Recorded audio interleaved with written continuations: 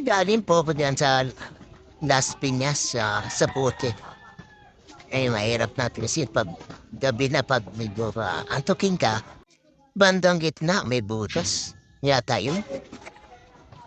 Sana panoorin niyo hanggang dulo.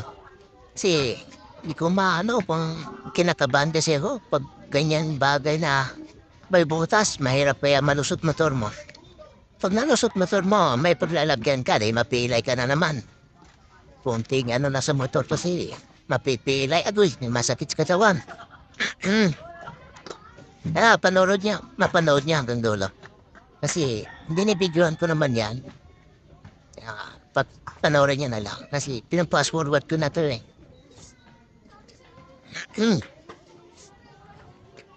Mahirap din salita kung pause ka. Kaya na po, na-pass forward ko na. Hindi totoo yan. Bola lang yan. Maya.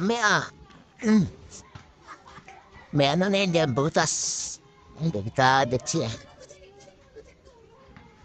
Malusot yung motor mo. Kasi medyo sinisinyasan din ako na nasa unahan. Yan pa, so malapit na. Ayan. Ayan o, butas yan ha. O, malusot yung motor mo dyan, di simplang ta. Sakit na katawan mo.